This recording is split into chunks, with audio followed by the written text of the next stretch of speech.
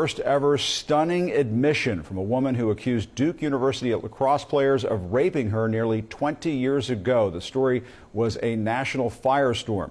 She now says she lied about the encounter. Crystal Mangum first made the claims back in 2006, saying 3 members of the school's lacrosse team raped her after she had been hired to dance at a house party the team was throwing. Police charged David Evans, Colin Finnerty, and Reed Seligman after Mangum's accusations. But after much back and forth and the city's DA stepping down from the case, North Carolina's Attorney General later dismissed the charges, citing a lack of evidence. But now, going on the record on a podcast nearly 20 years later, Crystal Mangum says she was lying the whole time. I testified falsely against them by saying that they raped me when they didn't, and that was wrong.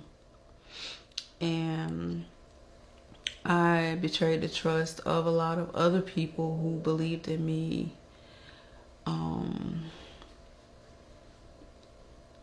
And made up a story that wasn't true because I wanted validation from people and not from God. I hope that they can forgive me, and I want them to know that I love them and they didn't deserve that. Remember the name, Crystal Mangum, the Zyte dancer who accused 3 Caucasian Duke boys, I think Duke University boys, of raping her. And black community lost their minds. They're going crazy. Oh, these guys in their white privilege. That's only her to say she lied. I'm sorry. Now, the only good news for these guys, the good news, they haven't been charged anything, but the reputations were trashed. So all those people who accuse these guys of raping Miss Mangum, all those people who point fingers, saying like you and your white privilege, where's their apologies? Where's their apologies? You know what, folks? You're not going to hear it. All you hear is silence. All you're going to hear is nothing but crickets. The sounds will be so deafening that crickets will sound like a heavy metal concert.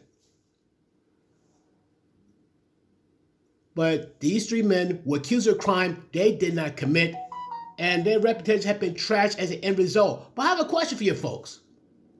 Flip that script. You heard me. Flip that script. Let's say these 3 Caucasian men were 3 African American males, and a Caucasian exotic dancer accused them of the same crime. Same result, never been charged, but once again, their reputation takes a nasty, nasty hit. My question to you, like say if that same white exotic dancer comes up today and say, hey, I made it all up, I did it for attention and validation, I'm sorry. Would you accept her apologies? Would you be quiet about it? You know what I say to those 3 Duke University guys? I say a lawsuit should be slapped on her heart. I heard that she's came out of prison for supposedly murdering somebody. I gotta look more into it, but I'm like, wow, okay. Still, that is messed up. But folks, what's your thoughts on this? Do you think that she should suffer some type of consequence for this false allegations? Because every time a woman files a false allegation against a man, now if the guy don't lose his freedom, at the very least, his reputation is trashed, his opportunities for employment would be greatly, greatly reduced. Anybody who, and to make things worse, the actual victims of these crimes would suffer too. Now people gotta look even harder, take longer to solve this crime because they're not sure the woman's telling the truth or not. Everybody say believe all women, but now people gotta look twice. They gotta have doubts now, and they shouldn't. If a woman is the victim of a very heinous crime, like especially getting raped, yes. But a woman files a false claim, she should suffer a serious consequence. She should suffer some type of jail time or something like that. But what are your thoughts on this, folks? Let me know in the comments down below. Peace.